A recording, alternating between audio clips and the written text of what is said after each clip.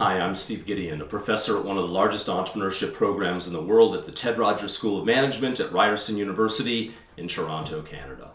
But today, I'm coming from beautiful Wolfenbüttel. It's in the center of Germany, about an hour from Berlin, an hour from Hamburg, an hour from the Harz Mountains. I lived here for over a year on my sabbatical a few years ago. About 100 meters down the road from the world-famous Jägermeister distillery. And yes, I had plenty of Jägermeister while I was living in Wolfenbüttel.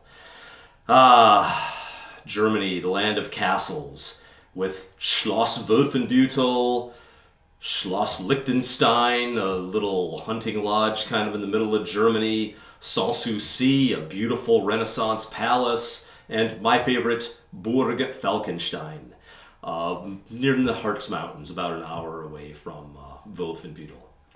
We've been covering the difference between planning-based methods, or causal-based reasoning, and search-based methods, or effectual-based thinking, using the analogy of farming versus hunting. And the principles that you use when you're on the search side are very different than the principles that you use when you're on the planning side. Now, when you're on the planning side, it's fairly easy to go on to cruise control because you're on a nice straight line, and when you're on a highway, it's easy to be on autopilot or on cruise control. And how many times have we, been driving on the way to work and the same familiar thing, and then we realized, oh, I haven't been paying any attention. And it's okay. These automated processes kind of work when you're on a nice straight line path. But when you're on the search side and the effectual reasoning side, you need to have a pilot in the plane.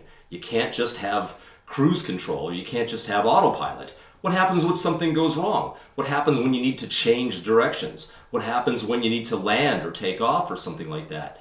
You always want to make sure there's a pilot in the plane.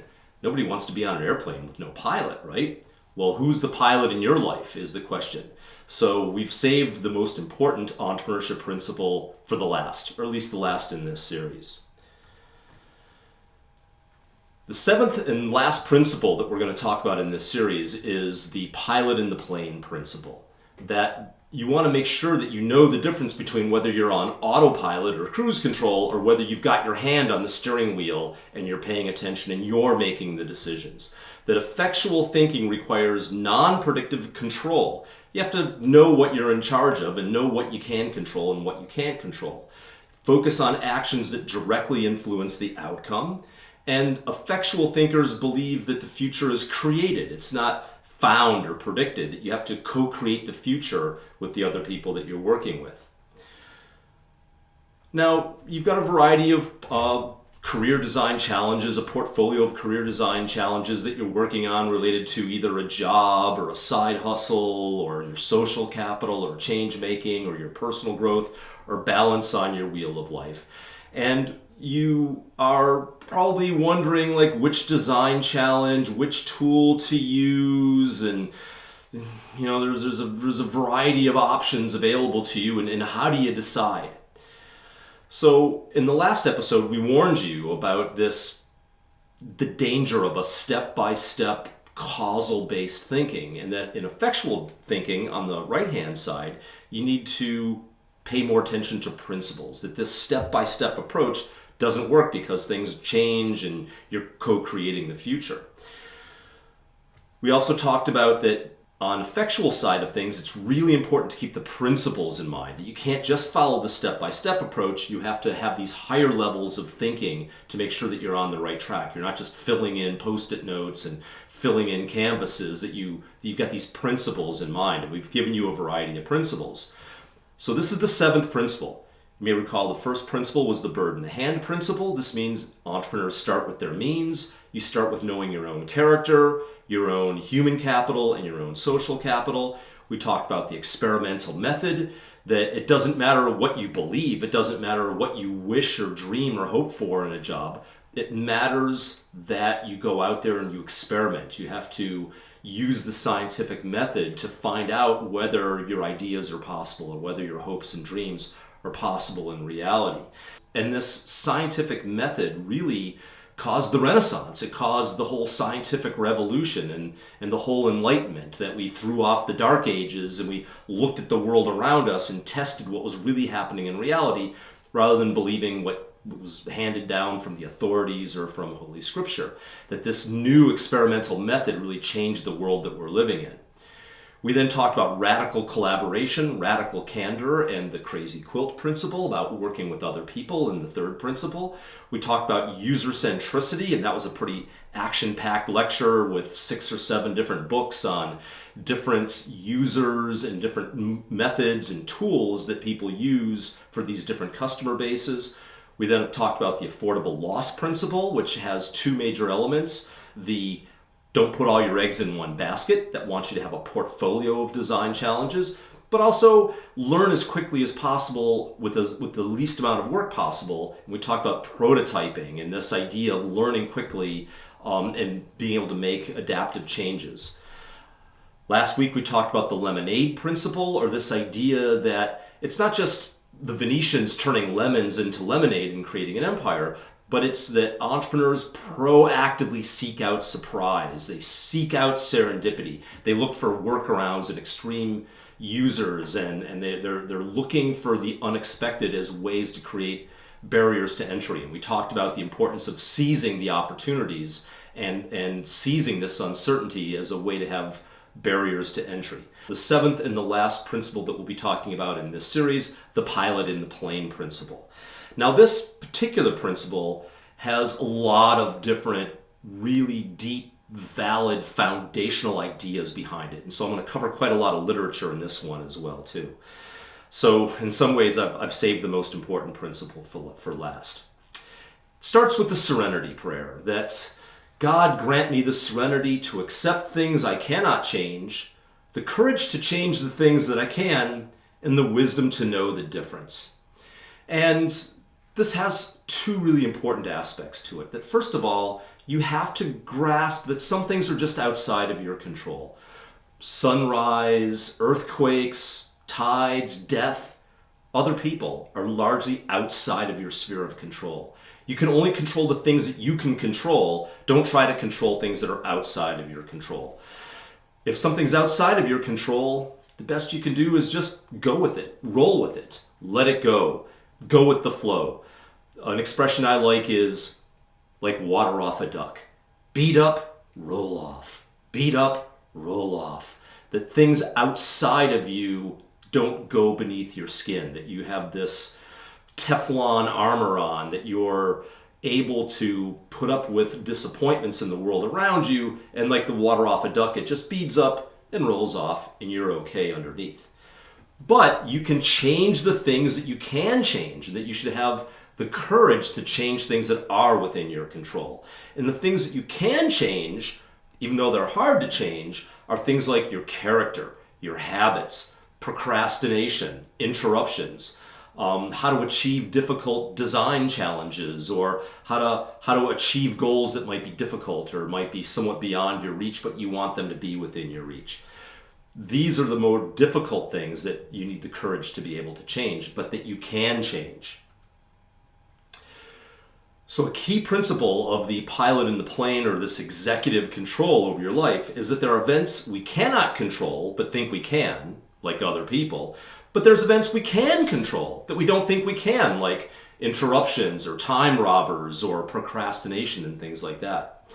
And some of the major things that we can control include, we can control our focus, we can control our attention, we can change and control our thoughts and our actions and our responses. And we can monitor our emotional reactions and our happiness and take the changes in our lives necessary to bring about a happier future that you co-create with the people that are important to you in your life. So the first major foundational set of ideas that I'd like to give you some cognitive structure around, or some cognitive scaffolding around, is this idea from Daniel Kahneman, a Nobel Prize winning economist, on the idea of thinking fast or slow. This is a really important foundational book that talks about System 1 versus System 2. System 1 is your cruise control. System 1 are your automated subconscious attitudes and beliefs and habits. the things that, you're on the way to work and you kind of sort of space out for a while and you realize, I don't know where I am, and I'm still on the way to work. I haven't gotten lost. These are the automated things that we do on a day-to-day basis. It could be sometimes you kind of tune out when you're talking to other people, or you fall into habits. This is your system one. But as Daniel Kahneman talks about, you need to turn on your system two, this higher level executive reasoning. Your system two, on the other hand, is this higher level executive function. You have to turn it on and actively focus your consciousness on looking and making decisions about things. A grand chess master, for example, when they're playing chess, they burn more calories than an Olympic athlete. That's how hard the chess masters are focusing, using just their brain, on demanding that they exert energy and willpower on the effort at hand. And so here's a great example. The question is, what's 6 times 7? Well, your automated system one, you kind of memorize that. 6 times 7 is 42, and you know that, and you can easily regurgitate that.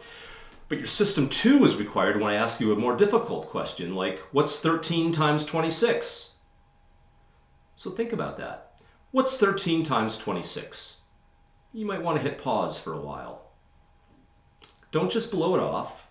Don't just let your lazy system one decide, I don't want to exert the effort. Take the time to think through, what's 13 times 26? Well, let's see. It's too difficult. What's 13 times 20 is 260. And then I have to add 13 times 6. So it's 260 plus 13 times 6. 13 times 6. Okay, so that's 10 times 6. That's 60. So 60 plus 260 is 320. Plus 6 times 3 is 18. So that's 338. It took effort. Your system two was lazy. It didn't want to just give you the answer. You had to exert bandwidth and attention. And sometimes you have to break the question down into a series of smaller steps to try to force your brain to comply. And that's an easy design challenge. 13 times 26. Compare that to, how do I design my life? Or who should I spend the rest of my life with? Or what career do I want to have? Those are tough questions. 13 times 26 is pretty easy. So the first important thing you have to do is turn your system two on. Call into mind the active principle or heuristic or rule that you're trying to use. In this case, what kind of mathematical functions do you want? You then need to call into RAM all the relevant facts and figures and data and issues that you're trying to deal with. Make some simplifying assumptions and apply your principles, and then act on the decision and measure your feedback. And Daniel Kahneman gives a huge series of authoritative research that he won the Nobel Prize on over a whole lifetime of work related to understanding how this system one versus two works, the effort involved in turning on your system two, and the willpower required to continue to have that system two on. Willpower is difficult, and you have a limited storehouse of willpower. This is a reason why normally the President of the United States or the Prime Minister of Canada doesn't choose which tie he or she wears. That those low-level decisions are taken off of their plate, and they just kind of go from meeting to meeting to meeting so they can use all their attention and their willpower and their focus on important decisions rather than on decisions that aren't so important, like, I'm going to wear a Bavarian shirt today because I'm coming from Germany. So that's the first major body of knowledge I wanted to talk about, was this thinking fast and slow, or your system two compared to system one. Richard Daft wrote a good book called The Executive and the Elephant, where he also talks about this difference between being on cruise control or autopilot versus having an active control. Now in this book, he ties it more to executive level leadership, that you have to lead your own elephant before others can follow you. And your elephant is your system one. Your elephant's kind of lazy. It does what it wants. And sometimes it's okay to let your elephant do what it wants. But sometimes you have to say, I'm the executive. I'm telling the elephant where to go. I'm in charge of this elephant. And I'm the master of my little world here. That you have to use your executive to act in accordance with your intentions. that just because you want to do the right thing, sometimes the elephant goes astray and you have to kind of exert that executive level control. And that's one reason why the subtitle of this book is A Leader's Guide for Building Inner Excellence. It's this building your own character and your own habits so that you not just make commitments, but you follow through on these commitments. It's about the integrity and the follow through. He likes to weave in a number of interesting Eastern spiritual traditions. For example, Zen talks about controlling your monkey mind, and he weaves in elements of mindfulness and other elements into this powerful book that really takes more of a business leadership perspective on the topic of System 1 versus System 2. The third major body of knowledge related to System 1 versus System 2 is the idea of the subconscious mind versus the conscious mind. That most day-to-day behaviors and emotions are based on your subconscious beliefs and environmental programming. And a classic example of this is the self-image that people have about their body based on images of beauty portrayed in the media. That because of this constant bombardment of beautiful people are thin with beautiful smiles, and they're always, all the guys have ripped abs, and everyone's always a certain kind of sort of caricature of beauty, and that young people, especially young women, are very susceptible to absorbing these subconscious beliefs and then feeling less about themselves because most of us just don't live up to these idealized images of beauty. And so these subconscious beliefs are often not in harmony with our conscious beliefs. That your conscious belief might be, well, I'm a good person and I'm beautiful, but, well, you never quite live up to that ripped ab or that certain kind of sort of style of beauty. And the world is getting better about this, but still, a lot of children are really bombarded with these negative images. Here's an example of something I pulled off the internet in just a couple of minutes about the negative sayings that we're bombarded with on a day-to-day basis about, the world sucks and life is terrible and it's a dog-eat-dog world. And we're just bombarded by these negative things that people wear on their shirts and their hats and their buttons.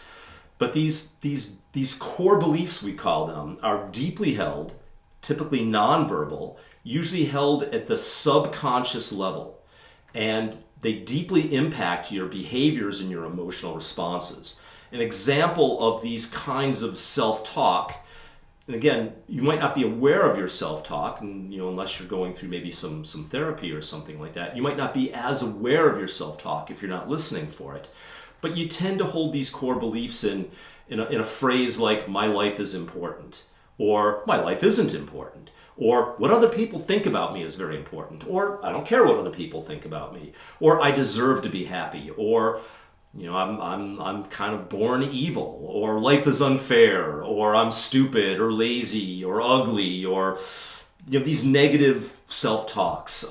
It's a dog-eat-dog world. The world is bad out there. The world is a scary place. Technology is bad, and because technology is bad, I'm against nuclear power and GMO and stem cell research and vaccines and things like that. Another powerful one that you see all over the place is life sucks and then you die.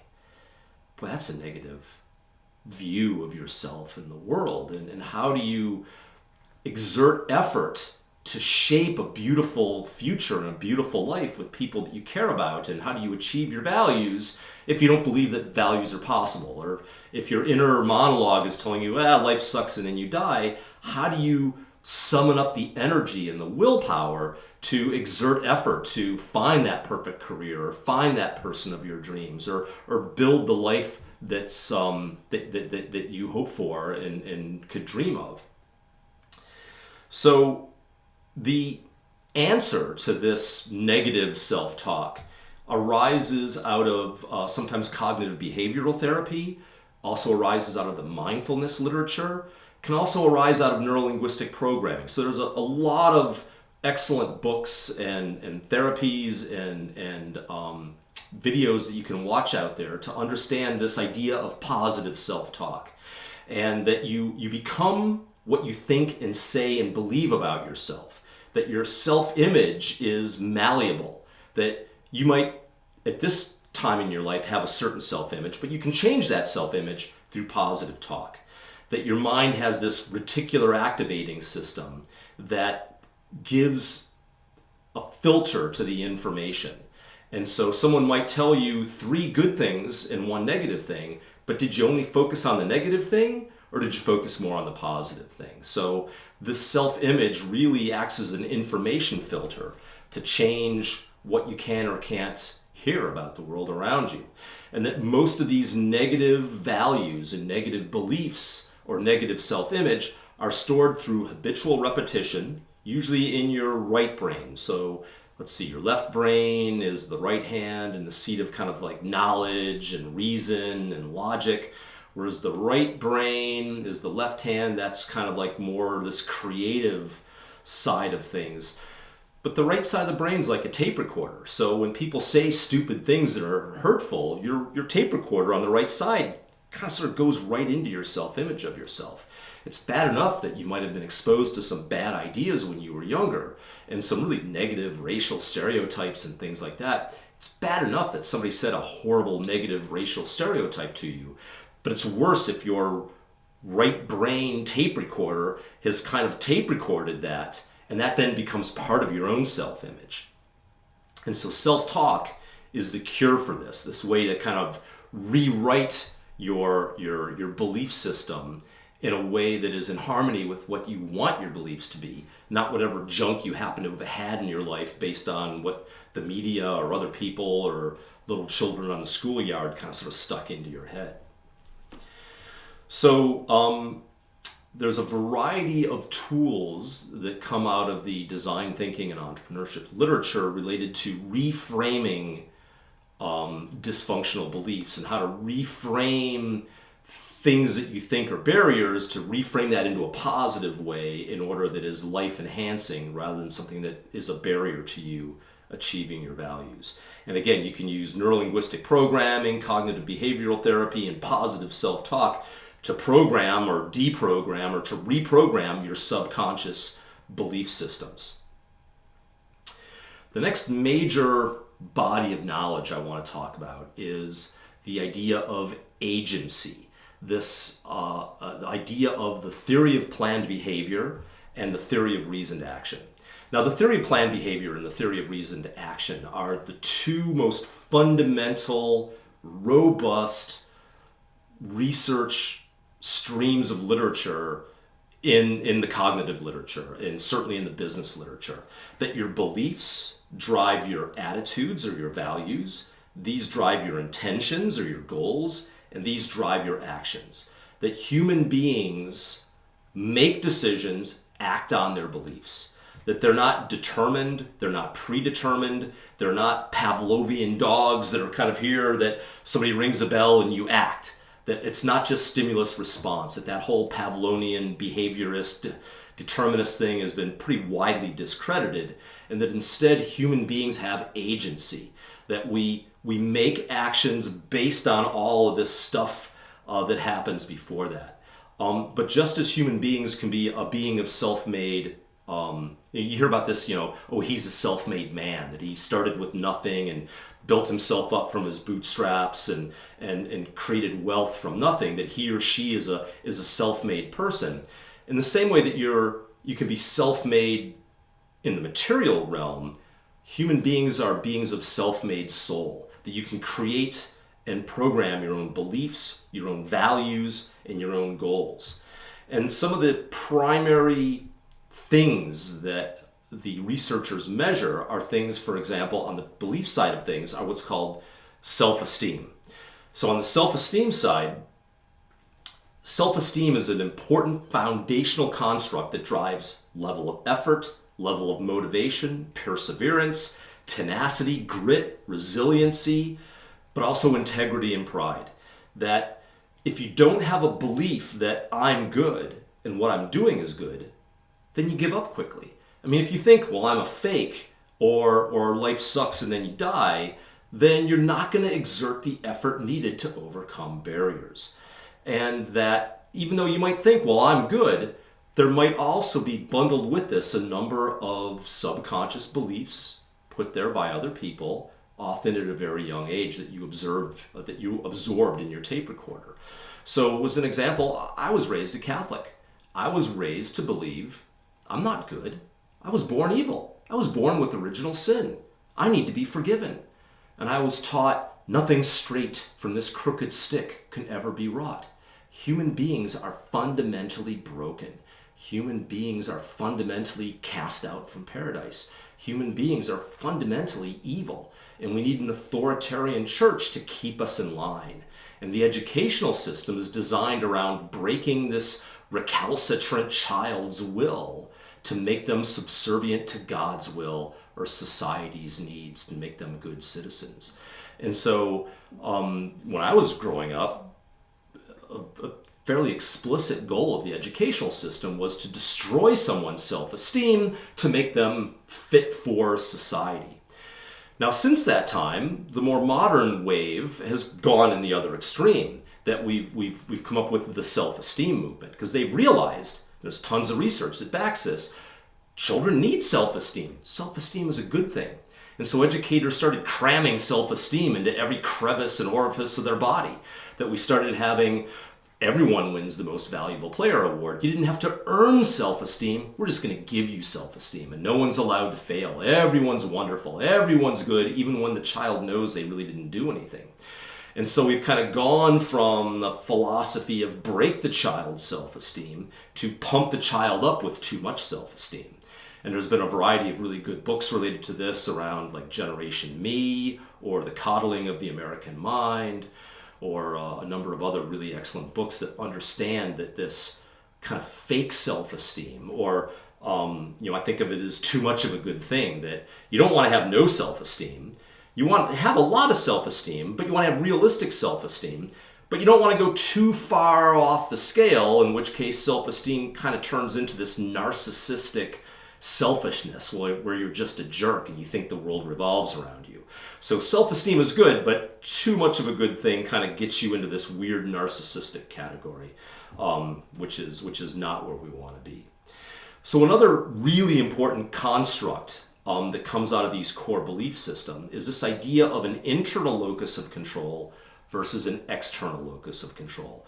That entrepreneurs have an internal locus of control. That the pilot in the plane principle is inherently about having your hand on the steering wheel so that you're in control of the things that you know you're in control of. Let go of the things that aren't within your control, but the things that are within your control have control over. But a lot of people don't have an internal locus of control. They have an external locus of control. And we can measure this, and we know what negative impact this has on people's lives and the ability for people to achieve their values. And again, there's a lot of people out there who strongly will push an external locus of control onto you. The most obvious one is God, that you're not in charge of your life. God is in charge of your life. God decides what's going to happen. And pretty much all the major world religions have an external locus of control. God created the universe. God created you. God decides whether you get into heaven or not. This reality, this reality here is just a temporary thing on your way to a supernatural life in paradise or nirvana or wherever. And so those are the rules you got to pay attention to. That's what has control over your life. You don't have control over your life. And it doesn't matter if it's God or karma or fate or destiny. That something else besides you controls things. Certainly I talked about the behaviorists, the Pavlovian, you're not in control, that it's stimulus response, or that there's determinism or fatalism. Shakespeare called it the tragic flaw. People believe in astrology, that you're not in control of your life, the stars are in charge of your life. And so, give yourself over to being controlled by these external things. And again, it doesn't matter whether it's God or karma or astrology or other people, that it's the man or it's society that's in charge or some authority or some cabal of Illuminati secret societies that are in control and you're just a victim. That a belief in your own control over the things that you can control are important. There's this great song by Carrie Underwood, a country western singer, who has a song called Jesus Take the Wheel. She's driving down the road, she hits a patch of ice, and she says, Jesus, take the wheel. I don't want to be in charge anymore. I just put myself into this external locus of control. It's a very powerful song. It's a beautiful song, but your tape recorder is listening about who's in charge of your life, whether you've got your hands on the wheel or somebody else has the wheel. So this idea of agency, that we're in charge of all of these beliefs and attitudes and values that drive our behaviors in the world and help us achieve the happiness and values and career that we're looking for. So a big question that arises out of agency and free will is this idea of whose hand is on your wheel. Moving to the second aspect of this theory of planned behavior is the idea of values, that your beliefs drive your values. But an important point I'd like to mention is this idea of having positive values that give you a guide towards something versus negative values that you run away from. So if you're just trying to run away from a snake, it doesn't give you direction. It doesn't tell you which way to go. It just says, run away. So if you're afraid of not having financial security, for example, that's a negative value or a disvalue. Running away from not having money doesn't give you a positive guide towards what kind of a job or what kind of a career you want. And so you want to proactively find and reinforce positive values that provide a magnet or provide something that your mind can focus on that says, these are the things that I'm going towards, rather than trying to avoid negative things. And this is a very important aspect of positive self-talk as well, too, that you want to be driven towards the positive rather than run away from a negative. So an example of negative self-talk would be, I want to stop swearing. A better one would be, I carefully choose my words and thoughts. So one is towards a positive, the careful choosing, versus the negative of like, well, I don't want to swear anymore.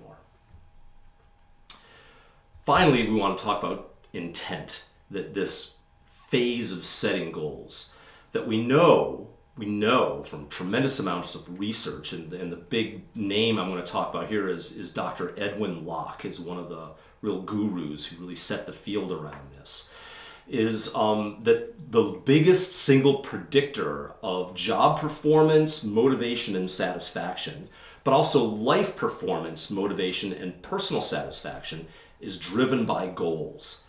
The bigger the goal, the bigger the performance. The higher the goal, the higher the performance. No goal, lousy performance. So the bigger the goal, the more specified you make it, and the greater the level of buy-in, the better the performance, the better the satisfaction, and the greater the level of happiness. A big question around your goals would be, how much happiness do you want? How much success do you want? Do you want just a little bit of happiness? How about health? How much health do you want? Just a little bit of health? You want a little bit of cancer just to kind of, be not too uppity? Into each life a little rain must fall, so I want a little bit of cancer because I'll feel better if I've got not perfect health? Or do you want perfect health? Do you want to do everything it takes to have great health? You could ask the same question about success or happiness. What does that mean to you? And do you aspire to large amounts of that happiness? Because at the end of the day, average goals and average effort will lead to an average life. Goals require change. Goals require a planned break with the status quo. That if you're on cruise control and you're on autopilot and everything's going well, then you don't have to have goals. You can just kind of sort of go with the flow. But otherwise, if you are changing things and proactively deciding where to go and what to do, then this is kind of a break with the status quo. And change is hard. Change can be painful. Change can be disappointing. Change requires a certain unhappiness with the status quo. That you have to have this vision of, well, I could be better than I currently am. My character could be better. I could live up to commitments better. I could track my happiness better. I could have a greater level of happiness. Let me find new ways to increase my level of happiness or to increase my satisfaction with my career, things like that. So we're going to give you some assignments later on around the use of SMART goals and the 5 stages of change associated with moving from status quo to a proactive focus on goals as a way to resolve your design challenges. So now's a good time to talk a little bit more about this whole trip to Germany. So here was my design challenge. I was a university professor with tenure, and I wanted to take a sabbatical, and I wanted to go somewhere wonderful with my wife. But my wife's disabled. She can't sit. She had not been able to sit for over 10 years. Hadn't been to a restaurant in 10 years. Finally went to a restaurant. We had to build a little table so she could stand and eat her meal while standing behind this little table. She couldn't sit on an airplane. How do you fly to Europe when your wife can't sit on an airplane? Well, this is a design challenge. How do you find a place that will take you for a year and be a nice home and provide you that balance of rewarding experience, mental stimulation, growth in your human and social capital? And this was a difficult design challenge that I spent years working on. I had to really leverage my social capital. I went to a lot of conferences and talked to a lot of professors. I talked to some professors at well-known universities and said, hey, can I come to your university on my sabbatical? And they said, yeah, you can come. I guess we'll give you an office, but we're not going to get you involved in things. We're not going to, we don't need you. We're okay, thank you very much. We don't really need you, and you can come, but you're kind of just a tourist here. And I wanted somebody who needed me. So it took a long time to find other professors that might be a good home for me. And then I had to prototype that I went to Germany to visit Professor Reza Asghari in Westphalia in Wolfenbüttel. And I went and visited him, and he prototyped to me that I gave a number of public speaking events. They're like, hey, we really like what you're giving. He came here. I spent some money to invite him to Ryerson and to give a lecture here and stayed with me in my home. And we like each other, and I think this is going to be a good home for us. We had to prototype my wife being able to get on a plane. So we, you have to get a first class flight. So you have to get one of those seats that lay down flat. You have to get a certain kind of car that she can lay down in the back seat of because she can't sit. So we prototyped a trip to Vancouver. And, I had to get a medical license for me to go with her as her health support person. And we prototyped a trip to Vancouver to find out, can she get on a plane? Can she deal with getting to the gate? Can she go through the airport terminal? Can she deal with being on a crowded plane and all that went with that? Which cities in Europe can you get a first class flight with a lay down bench all the way from Toronto to Munich or to Frankfurt or something like this? So this was a difficult design challenge that required several years and quite a bit of disappointment. But at the end of the day, we made it to Germany, and we had a wonderful 15 months and met some really wonderful people and really got to craft the career and the life that we wanted to have. It was difficult. It cost a lot of money. But we took the pilot and the plane principle to heart and turned lemons into lemonade and made it happen. So, today you learned a lot of things. This is a long talk. We talked about the difference between autopilot and cruise control versus active control versus having your hand on the steering wheel of your life.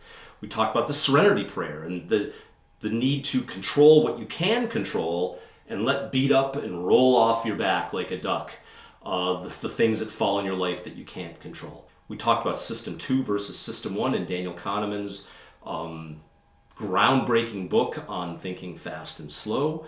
We talked about the need to turn on your System 2 and to exert willpower in order to force yourself to spend the cycles required to apply principles, even though it's difficult to do. We talked about the executive and the elephant. We talked about conscious mind versus subconscious mind. We talked about cognitive behavioral therapy, NLP, and mindfulness as a way to reprogram, to take control of your subconscious beliefs and to reframe dysfunctional beliefs into positive, value-oriented approaches. We We talked about the theory of planned behavior and the importance of rational self-esteem. We talked about internal versus external locus of control. We talked about agency and free will and the need to decide who has their hand on the steering wheel of your life. Are you in charge, or is somebody else telling you what to do? Is somebody else controlling your life from beyond the veil? We've got a series of assignments lined up for you. We're going to be doing some more journaling to monitor your self-talk. We've got some tools around an Odyssey plan for what a future life might look like for you and how can you bring about this positive view of the future. We've got some exercises related to positive self-talk in a separate module specifically on that. And finally, we've got some tools for you around SMART goals. Whew, today's been a long one, but don't forget, entrepreneurship's like learning how to play the guitar. Crank it up to 11.